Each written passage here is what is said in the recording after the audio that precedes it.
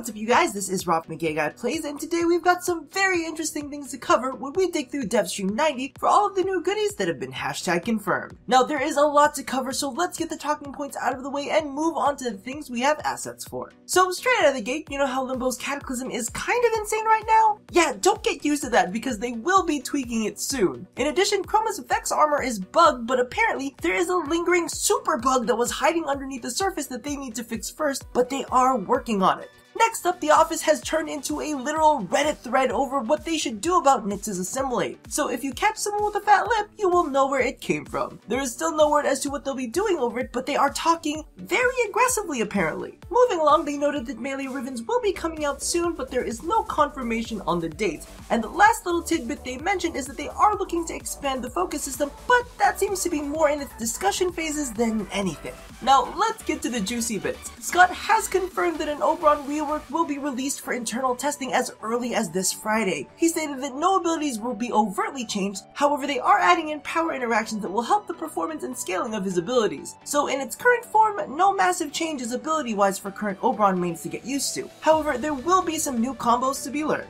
Now let's take a look at some ass sets. First and foremost, we will be getting a new machete stance, so rejoice! No word as to where it will drop from, but at least we know it's coming. Another thing that is on its way that I personally did not expect was the pistol and single-handed weapon equipped state that they are looking to introduce. This sprung from a conversation about tweaking heavy attacks to be a little more elegant feeling, but quickly evolved into the new reveal of this project. Now they did blatantly state that this was extremely rough and not quite ready to be shown, but they decided to preview it anyway. You'll be able to go one-handed with your pistol and equip machetes, glaives, and other one-handed swords. They also mentioned that this new equip state would feature some different movement capabilities, but again, it is still in very early stages. Next up was the big reveal of the 33rd, what looks to be a Plague Doctor / Cleric themed Warframe that plays a support role, relies on precision shots, and can sacrifice himself for the sake of the team. His quest will be based out of the Red Veil Syndicate and will feature a much darker tone than his predecessor Octavia. So if bright and bubbly isn't your thing, the 33rd may be right up your alley.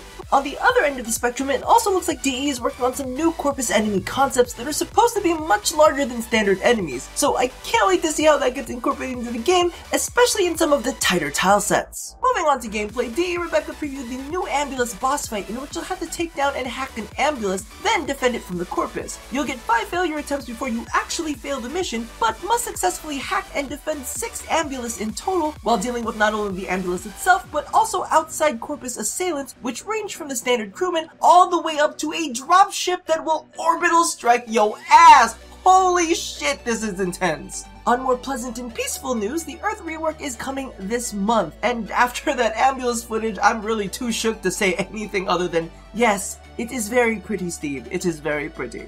The last little bit goes out to all of the fashion framers out there. First off, both Hydroid and Zephyr will be getting immortal skins, but as my mama said, if you have nothing nice to say nothing at all. So let's move on to the upcoming Tennogen skins. I am super excited. There's that new Batman cape by Master Noob that looks amazing, the hyper-stylized Ember skin, as well as the Ember skin collab by Procedicin and Cheshire that I am drooling over, 2 new Avara skins that I'm definitely picking up, as well as 2 Vault skins that I'm going to be taking a closer look at, one of which is Reiku's first foray into full frame skins, something we have been begging him for a while. Well, maybe not we, more like me, because I'm crazy, but you know. And of course, our boy Limbo got some love from Volkavi, and that is a must-have for me. No release date on those, but I am pretty fucking hyped for this batch. So that about does it for this episode. Let me know what you guys think about the 33rd, and the fact that the 33rd is a fucking dope name for the 33rd. Am I right? Or am I like the only one that thinks that? Anyway, give me your feels on him, the new Ambulas Boss fight, as well as what Tennogen skins you are looking forward to the most. And as for the Nyx Assimilate drama, take that brawl to Reddit where it belongs. None of us need the stress here, especially when we've got such sexy goodies that have been hashtag confirmed. So thank you all for watching this installment. If you haven't already caught it, be sure to check out my overview of all of the new augments that were just recently released, as well as a deeper dive into Neja's pyroclasmic flow.